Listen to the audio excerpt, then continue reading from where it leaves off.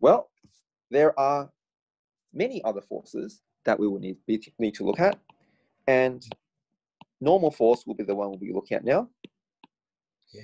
So the normal force, well, what's the normal force?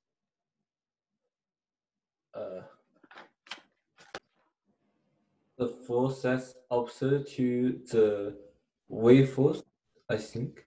Not necessarily. So see, the normal force basically is the force given to you by the surface, by a surface. So you're touching a surface, yeah? Yes. So very, very common situation is, you've got an object, it's not moving, so there's a wave force pulling it down, and there's what we call a normal force, sometimes called a reaction force and other type of forces, but the normal force is normally the most technical way to put it, pushing it up, and so this is not moving. Mm-hmm. Now, lots of people therefore think the normal force is always opposite to the weight force, and that means the weight force is down. We said the net force is down and the normal force is up. And Yes. so lots of people think that's the case, but that's really you haven't really thought about it too much. All right?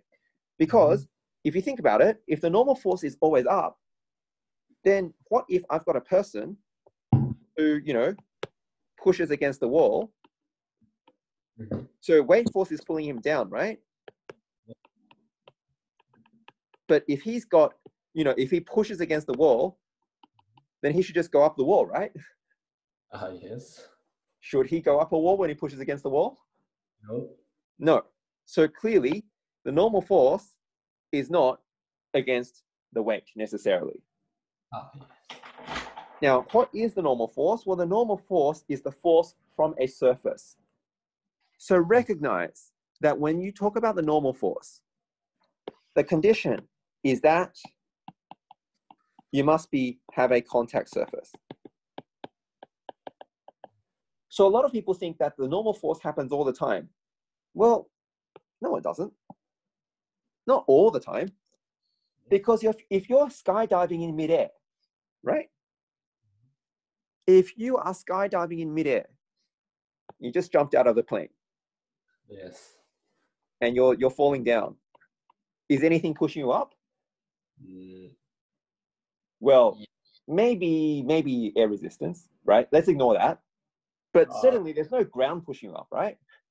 So there's no normal force here. Yeah. So a lot of people go, oh, well, there's gravity, so there's the normal force. No, you can't say that. You need to have a contact surface to be able to have a normal force, right? Mm-hmm.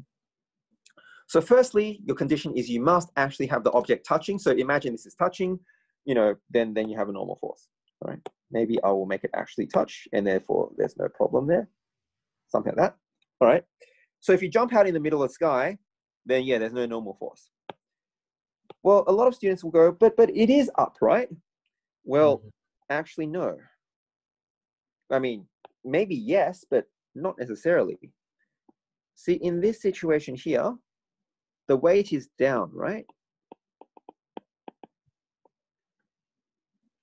But in which way would the surface push the object? Opposite to the weight. You mean like this? Wait. See, Opposite weight to the place that contract. So, can you see what I mean by it's not opposite to weight? Weight is always down. Yes. But the normal force will actually push in this way. And what's special about this way? What's special is that it is 90 degrees to the surface. This is a right angle. Yes. And in fact, you might not know this, but when we say the normal force, there's a reason why it's called the normal force. So let's just go a little bit into what normal means, because you might not be aware of this. So if you have a curve, for example, doesn't matter any curve. Let's say we've got a curve like that. I don't know if you know what these words mean, but do you know what that line is called? Yes, called tangent or something. Right, that's called a tangent. And what that means is basically, at this particular point, the tangent to this point is where it touches it once, and that's it, right? Now, do you know what this line is called? Well, bad drawing there. You know what that line's called? Don't know. Well, you can probably guess. Ah. The line that is perpendicular to the tangent is called a normal. Oh, okay. So when we're talking about a normal force, it acts in the normal direction, the direction of the normal line. So, you know, lots of people think when we talk about the normal force, they mean like normal as in, is it usual kind of thing? Like, is it strange? No, that's not what we mean. Normal force is in the direction of the normal, which is the line that is perpendicular to the tangent. So if you have a curve, you still have a normal force, right? If you have a curve, to get the normal force at a particular point, you just firstly draw the tangent. So that's the tangent. And so if your object is here, then that means it will experience a normal force in the normal direction, which will look something like, okay, make it a bit better. Something like that. And that will be your normal. Yes. And that will be, the normal force will be in that direction. So, you know, the weight will still be down, no matter where you are, basically, without getting too specific. But the normal force will depend on the surface, in the direction of the surface. So, going back here, the direction will always be perpendicular to the surface. Right. Now, the magnitude, unfortunately, unlike weight, we cannot calculate the magnitude directly. This will require analysis. In other words, you need to think of what happens to the object and use Newton's second law.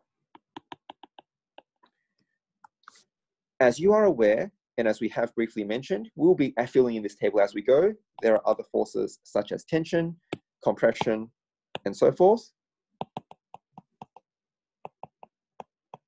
and friction. So we'll leave that till later weeks. Yes. So, you know, obviously we'll be covering that. But for now, we'll go through a question that only has weight and normal and talk about how we do this sort of analysis. Okay. But do make sure that when we go through these other forces, that you know how to do it. Okay.